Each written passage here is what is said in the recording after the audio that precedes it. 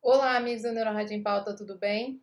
Hoje nós vamos falar sobre lombalgia, uma queixa super comum nos consultórios médicos e que normalmente é solicitado o exame de ressonância magnética da coluna lombar.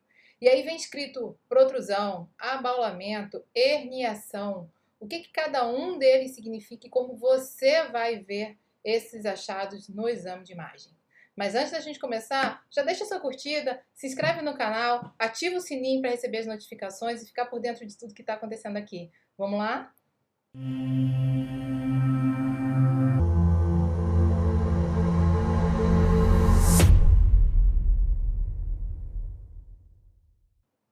Então, hoje nosso conteúdo vai ser basicamente baseado nesse artigo aqui. Ele é um artigo de 2014, mas ainda é a nomenclatura oficial que a gente usa nos laudos. Como a gente considera o que é protrusão, o que é abaulamento, o que é sequestro discal. Então é sobre isso que a gente vai conversar nesse vídeo, ilustrando com alguns casos práticos de ressonância o que a gente faz na queixa do paciente. Então é super comum o paciente vir falando que está com lombalgia, dor lombar. E aí, durante o exame físico, existe uma série de proposições. Hoje a gente vai falar das causas de origem degenerativa e das origens discais das dores lombares. Existem outras inúmeras causas, polirradiculopatias, neuropatias, doença muscular, mas hoje a gente vai focar nessa doença do disco, das artroses, das discopatias. O que a gente pode ver e como a gente vê essas alterações no exame de imagem. Então é sobre essa nomenclatura aqui que fala esse artigo. E eu queria começar ilustrando o mais básico. Como é a anatomia que a gente tem que ver do corpo vertebral e das relações articulares que existem ali. Então a gente tem um corpo vertebral e outro, e entre eles a gente tem o disco. O disco intraarticular, ele funciona como um menisco, ele funciona como um amortecedor entre esses dois corpos vertebrais, entre duas estruturas ósseas. Então ele tem que ter essa consistência mais elástica para poder absorver o impacto, o nosso impacto do dia a dia, do andar, do sentado, do levantado, do esforço todo, de toda a sustentação do corpo que a gente joga principalmente na coluna lombar. Então, o disco, ele tem uma área mais central, que é o que a gente chama de núcleo pulposo, que é o que normalmente hernia, que é o que sai desse lugar central, e a gente tem em volta uma cápsula fibrosa, que é íntegra. Uma vez lesada, tem mais chance desse núcleo pulposo herniar e formar a hérnia discal, que a gente conhece classicamente, que vem aqui para dentro do canal vertebral e forma aquelas compressões sobre as raízes, sobre os gânglios nervosos e ocupam o canal. Na lombar, elas vão comprimir raízes, na cervical e na dorsal, elas podem comprimir diretamente a medula. Então, essa é a estrutura no plano sagital, essa aqui é a estrutura no plano axial. É isso que a gente olha nos exames de imagem inicialmente. Essa é a anatomia mais básica, mas é a principal do que vocês têm que saber aqui. Esse aqui é o plano coronal olhando de frente, onde a gente vê também os processos transversos. No plano sagital, a gente vê também os processos espinhosos, que são aqueles posteriores, onde também pode ter artrose interespinhosa. No plano axial, o que chama mais atenção e que a gente tem que observar para localizar as lesões? É o que a gente fala para onde estão indo as hérnias. Então, elas podem ser centrais, quando elas estão aqui. Hoje o termo não usa mais paramediana, como a gente usava, de um lado ou de outro. A gente põe central e lateral direita ou esquerda. A região subarticular, que é mais ou menos aqui nesse nível, onde está começando a entrar no forame. A região do forame em si, que tem essa relação com o pedículo da vértebra, exatamente embaixo dele, e é onde está o gânglio, que pode ser comprimido pela hérnia, e em situação extraforaminal. Então, normalmente, a descrição vai vir assim: protrusão discal focal central. Central, lateral à direita, à esquerda. Subarticular, direita, esquerda. Foraminal, direita, esquerda, extraforaminal, direita, esquerda. E aí você já tem uma ideia de qual é a outra estrutura nervosa que tem ali que pode estar sendo comprimida dependendo da localização de para onde aquele núcleo pulposo saiu do centro do disco articular e foi do disco entre os corpos vertebrais e foi para a localização posterior, em direção ao canal raquiano e em direção de alguma dessas estruturas, dependendo da localização. Então, a primeira alteração que eu queria falar com vocês é sobre o abaulamento discal. Em inglês, a gente usa o termo disc bulge, que é exatamente essa perda da elasticidade, dessa consistência que o disco intervertebral tem que ter para poder absorver esse impacto. Então, a própria força da gravidade vai fazer com que ele comprima. Só que ele comprime sem romper. Então, na verdade, ele vai ficar fora das margens do osso, que é o que deve ser habitualmente. Então, quando a gente olha aqui nesse corte axial, a gente vê o disco terminando junto com o corpo vertebral. E no abaulamento discal, a gente vê que o disco ultrapassa os contornos do corpo vertebral.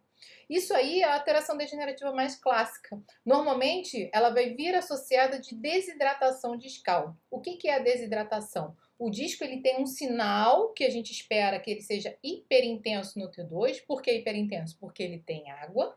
E se ele desidrata, ele deixa de ser hiperintenso e fica hipointenso. Então, a hipointensidade do disco no T2 a gente descreve dessa forma e conclui como alteração degenerativa, como desidratação. E a desidratação pode vir associada do abolamento discal. É como se a gente estivesse pegando um biscoito recheado e apertando. A gente vai ver que o recheio ele vai sair das margens redondas do biscoito. E isso é a sensação que a gente tem do abolamento discal.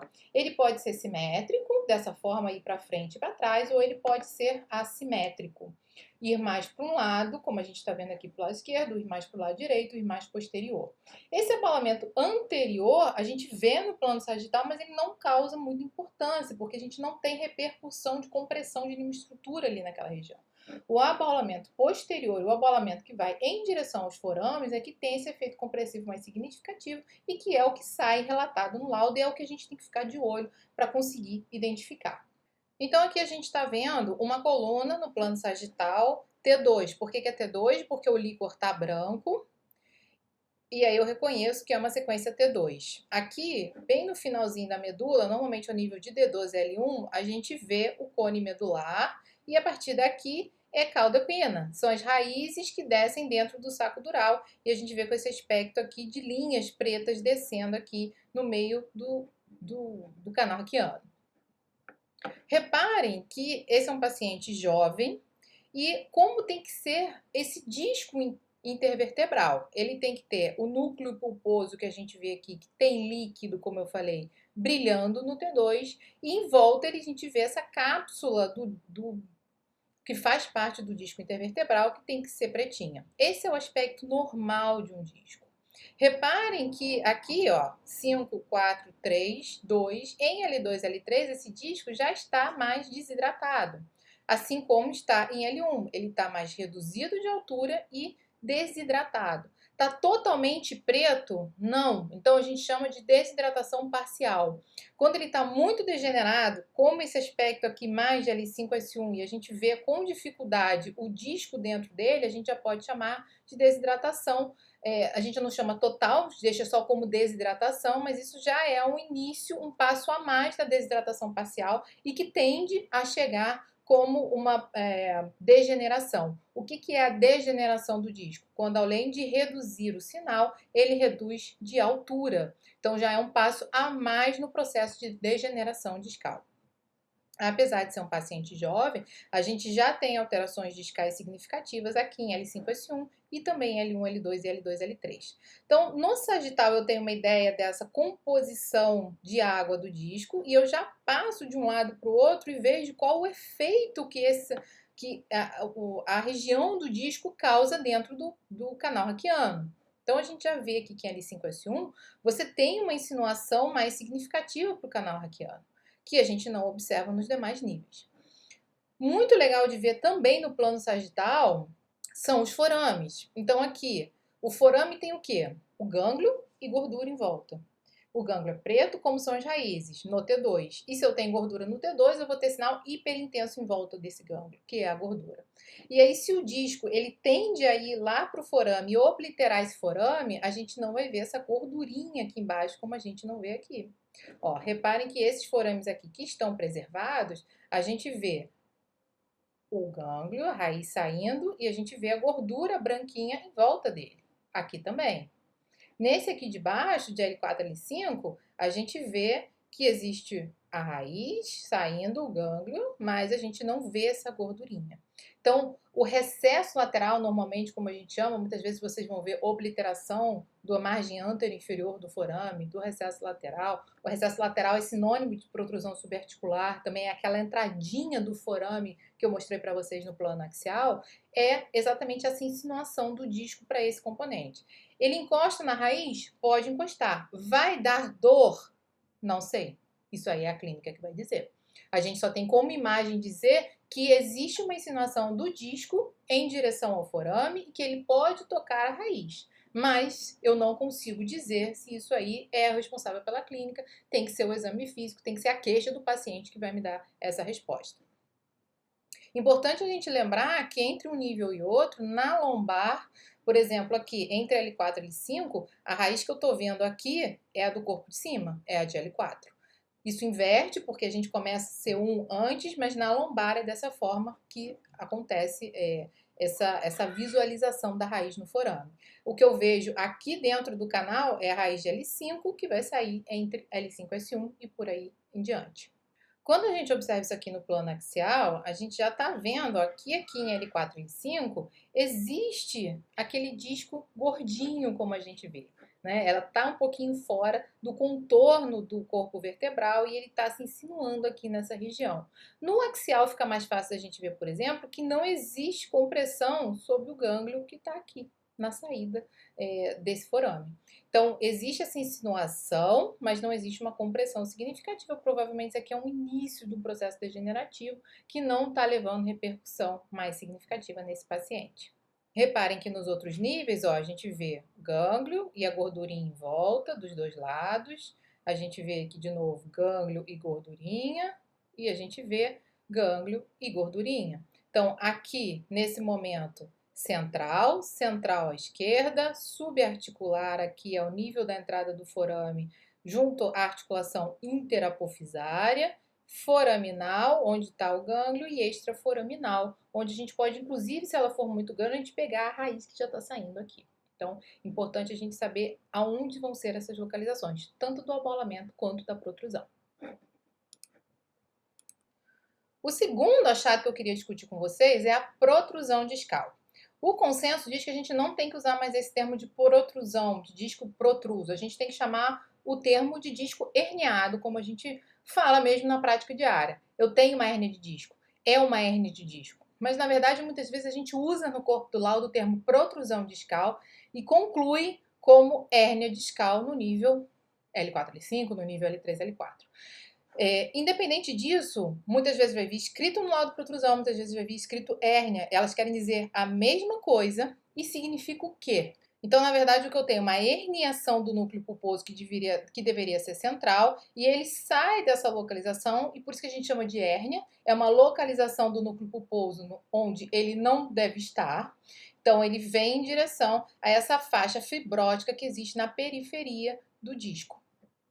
Pode haver laceração disso aqui e a gente vai ver aquele branquinho central localizado no meio daquele preto do disco que deveria ser da margem do disco, que é preta porque tem alterações colagenosas, alterações não, é feito de colágeno e a gente vê ele indo nessa direção. Então ela pode ser aqui, como a gente vê, central, lateral à direita e aqui também já com esse componente subarticular. Então, as protrusões, as hérnias, elas tendem a ser compressivas, porque elas vão ocupar menos de 25% da circunferência do corpo. É assim que a gente também vai definir o que é hérnia e o que é abaulamento. O abaulamento, ele mesmo sendo assimétrico, como a gente vê aqui, ele tem que ocupar mais de 25% da circunferência do corpo. Quando ele ocupa menos de 25%, a gente vai classificar como hérnia, como protrusão, como ainda a gente vê muitas vezes escrito no laudo. E o aspecto sagital dessa protrusão é exatamente esse abaulamento focal. Né? A gente vê o disco pulposo indo em direção ao anel fibroso, numa margem só dele, a outra margem, teoricamente, está preservada. Então, voltando aqui no nosso casinho, onde a gente tinha visto o mínimo abaulamento aqui em L4, L5, que ir em direção ao forame, apesar do disco ainda estar com uma característica de hidratação muito boa, se a gente olha o L5S1, a gente vê que ele já tem essa desidratação, que houve uma perda da conformação central desse disco pulposo, o disco já reduziu um pouquinho de altura, então ele já está progredindo para um processo degenerativo. Eu poderia dar simplesmente um abalamento discal. Mas quando a gente olha mais precisamente, reparem que aqui no plano sagital a gente vê uma insinuação do núcleo pulposo, ó, em direção ao ânulo fibroso, muito parecido com aquela imagem do artigo, com aquela imagem esquemática do artigo. E aí você passa para o outro lado, não existe essa sensação. Os forames estão preservados e a gente vê que é uma alteração focal. Para tirar essa dúvida, tem que olhar no plano axial. Fica mais fácil da gente ver as protrusões focais no plano axial. Então, aqui no plano axial, quando a gente começa a descer e vai lá no nível de L5S1, ó, reparem que existe um componente focal aqui, ó, central, às vezes no laudo é escrito mediano, então central e lateral à esquerda. Qual é a importância desse lateral à esquerda? Em L5S1, por exemplo, você tem um canal mais amplo e o cone e o saco dural, com as raízes que a gente está vendo aqui pretinho, ele passa mais posterior. No entanto, você tem as raízes, ó, aqui, como eu falei, L5S1, L5, a raiz de L5 vai estar no forame, aqui, e a que a gente está vendo aqui embaixo, ó, já começando a sair do saco dural para ir em direção ao seu forame, é a de S1. Então, reparem que essa protrusão aqui, ó, que tem menos de 25% da circunferência do corpo vertebral, e a gente está vendo pretinho aqui, fora do contorno posterior da cortical do corpo vertebral, ela está tocando a raiz de S1 à esquerda. Então, é importante isso sair no laudo, porque muitas vezes a hérnia é L5-S1, mas o sintoma é da raiz de S1, não de L5, porque lá no forame está tudo bem. A raiz de L5 está saindo muito bem. Não existia nenhum componente subarticular dessa lesão. Ela era mais póstero-mediana, central e lateral à esquerda. E outra coisa importante, se a gente não está vendo a hérnia aqui nesse nível, nesse corte axial mais central, que passa realmente no eixo central ali do disco, a gente tem que olhar porque ela pode estar migrando. E aí é um outro termo que pode aparecer no laudo. Migração inferior, migração caudal e migração cranial. Então, a migração quer dizer, ela saiu naquele nível, mas ela inclinou para baixo ou ela inclinou para cima. E aí ela vai comprimir a raiz de cima que está no canal ou a raiz de baixo que está no canal, como a gente vê nesse caso aqui. Ela não comprime a raiz do mesmo nível, até porque ela não está no forame, mas ela tem um componente descendente, porque eu estou descendo aqui nos cortes axiais, e aí eu vejo que ela inclina para baixo e comprime a raiz de S1 aqui mais embaixo. Talvez ela esteja tocando a raiz de S1 à direita também.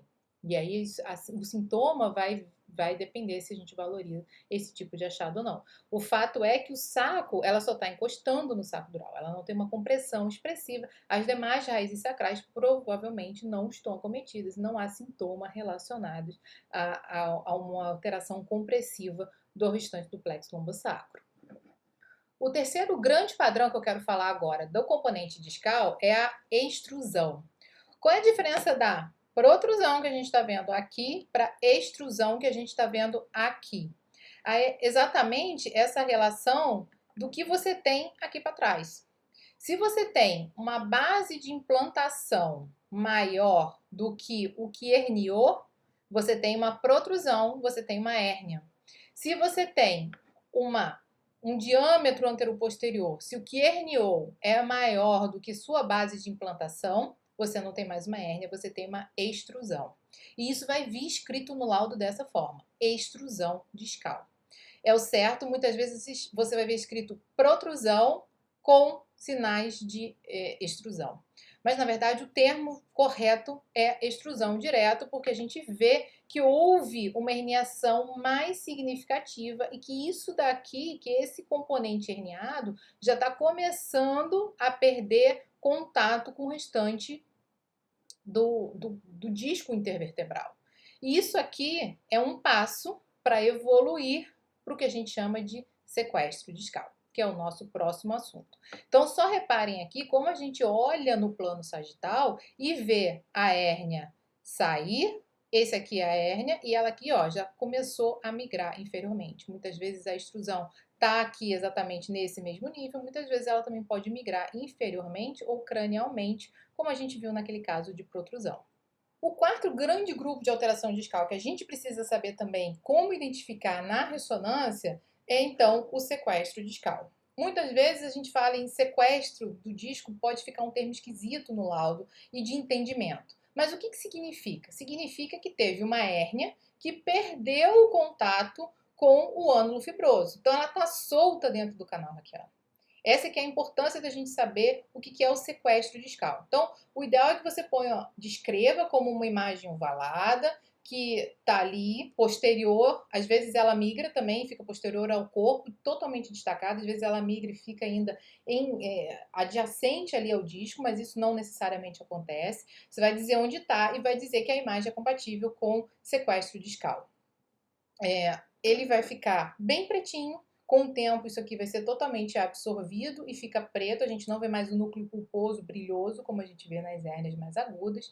E muitas vezes o sequestro, por mais feio que ele seja, ele é reabsorvido pelo corpo. Então, às vezes a imagem é muito feia, a dor é muito grande, mas aquilo ali vai se resolver sem cirurgia, o que é o melhor dos mundos. Muitas vezes isso acontece, outras vezes não. Às vezes a dor é tão aguda e a incapacidade é tão aguda que o paciente tem que operar, independente de...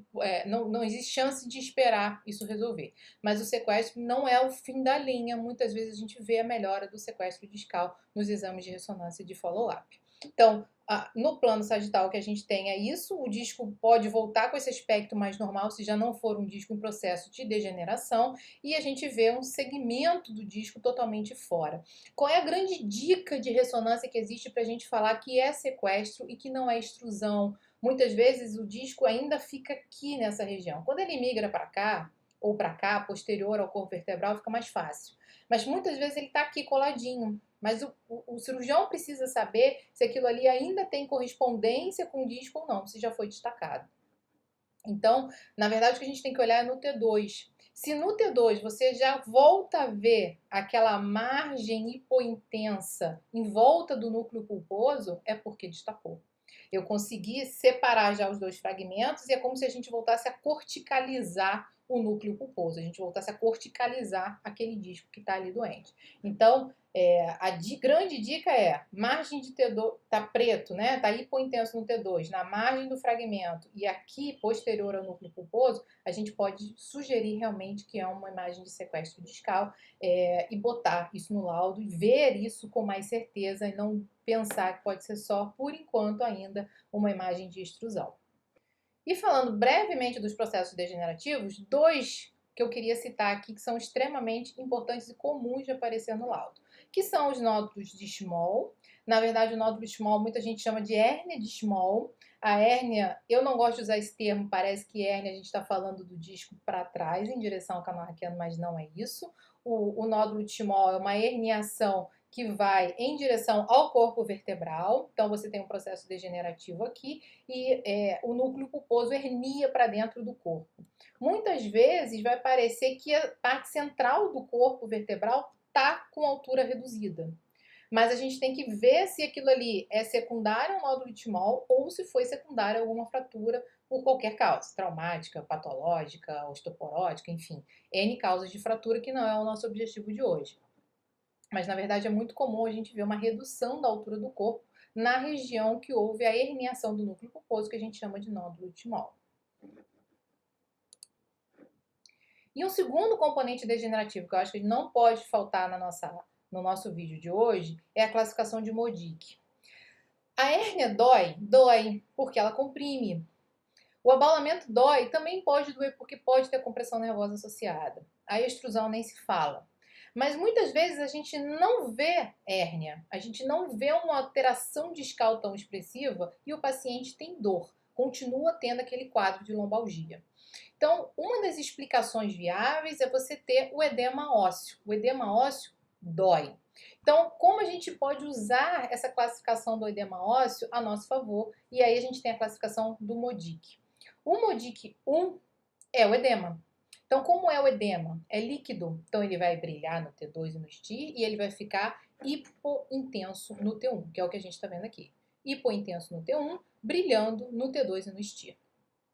O MODIC 2 é quando aquele edema ali já esteve por tanto tempo que o corpo começa a reorganizar aquela alteração inflamatória que o edema levou. E aí você vai ver lipossubstituição daquela região. E aí a gente vai ver gordura. Gordura como hiper no T1 e no T2. Então é o que a gente vê aqui, hiper no T1 e hiper no T2. E o terceiro estágio, que é o MODIC 3, já é um estágio mais avançado de evolução, onde já teve tanto processo inflamatório de readaptação ali naquela região, e você continua com o estresse, continua sofrendo, o disco ele nunca vai ficar mais grosso, ele só vai ficar mais fino. Então o impacto entre um osso e outro só vai aumentar, nunca vai diminuir. Então a gente já começa a ver tanto o osso batendo com o osso que você tem um remodelamento ali daquela região, e a gente vai ver esclerose. Então, na esclerose fica mais fácil a gente ver na tomografia, mas a representação que a gente vai ter no T1 e no T2 é o hipossinal, marcado hipossinal. É como se aquela cortical ali ficasse mais espessa, fica um exame mais bruto, a gente vê os platôs ósseos oponentes bem grosseiros, que é já sugestivo do MODIC 3. O MODIC 3 sinaliza para a gente que existe um processo degenerativo mais avançado, mas na verdade o MODIC 1, que é o edema, é o que causa mais dor e é o que no jovem principalmente a gente tem que procurar. Então você pode até não dar a classificação de MODIC no seu laudo, mas é importante você dizer se em algum corpo vertebral, em algum platô vertebral, você tem edema, porque esse edema, independente de como aquele disco está, ele vai ser responsável também por uma causa de dor lombar, dentre as várias que existem, dessas que a gente está discutindo no vídeo de hoje. Então agora eu quero propor um desafio a vocês. A gente está vendo aqui uma sequência T2. Então é uma coluna que está retificada, que é como a gente começa o laudo, pelo eixo da coluna. E os discos aqui estão com um aspecto bom, que tem esse hipersinal no T2 central, do núcleo pulposo já ainda hidratado. Existe uma classificação de núcleo pulposo chamado de firma, mas a gente não vai entrar nesse detalhe. Normalmente a gente não vê esse tipo de descrição no laudo, a gente se preocupa mais em dizer se ele está hidratado ou não. Aqui já existe desidratação do disco de L4 e L5, mas existe, além da desidratação do disco de L5-S1, uma redução da altura que a gente chama de degeneração. E reparem como está o platô vertebral em L5-S1. Então, a gente tem uma alteração de sinal no T2. Hipersinal no T2, de acordo com o MODIC, a gente vai pensar que pode ser líquido, edema, MODIC 1, ou gordura, MODIC 2, que é um processo mais à frente, que não causa tanta dor, não tem tanta alteração. Então, a gente precisa olhar o T1 para tirar essa dúvida ou a sequência STIR. Mesmo que você faça um T1, eu recomendo fazer um STIR, porque o STIR ele é mais sensível ao líquido, lembra? A sequência STIR ela é toda preta, fica mais fácil da gente ver o que brilha. Então, pequenas áreas de edema que a gente pode perder no T2, porque tem muito brilho aqui por conta do líquor, fica mais fácil da gente ver no STIR. Então, é recomendável, principalmente se você não acha nenhuma causa de dor lombar no paciente, fazer a sequência STIR. O radiologista pode fazer na hora ou já pode vir solicitado para facilitar esse entendimento de que você quer realmente a pesquisa da sequência STIR, que você está pensando num componente de edema vertebral associado. Então aqui a gente tem esse hipersinal. E aí olhando no T1, eu confirmo que esse hipersinal também tem hiper no T1 e é gordura, eu estou frente a um MODIC 2. Reparem que esse contorno discal é irregular e que a gente tem alguns nódulos de Schmoll associados. Então, não é difícil a gente ter nódulo de Schmoll associado à alteração de MODIC, mostrando que existe realmente uma irregularidade dessa relação entre a placa vertebral e o disco intervertebral. Existe uma disfunção dessa região que começa com edema, alteração inflamatória e dor e que vai evoluir cronicamente para alteração degenerativa, impacto e destruição tanto do osso quanto do disco subjacente, o que também vai causar dor tardiamente. Só para confirmar a dúvida e vocês terem noção do que é uma sequência STIR, então é essa sequência toda preta. A gente vê que realmente não existe alteração ali naquele componente discal. Agora, reparem como ela vai adicionar informação ao nosso laudo, mostrando que existe uma alteração difusa de sinal aqui de permeia musculatura paravertebral posterior, que a gente não vê nas outras sequências. Então, existe um estiramento da musculatura associado a essa degeneração discal, que pode ou não ter a protrusão, a gente não olhou, não comentamos sobre o disco nesse momento, mas que, na verdade, tem uma alteração difusa do sinal que a gente não percebeu no T2. Então, vamos voltar a olhar lá. Vamos voltar a ver o T2. Então, a gente tem que perceber que todo esse hipersinal aqui era edema e certamente isso vai passar desapercebido.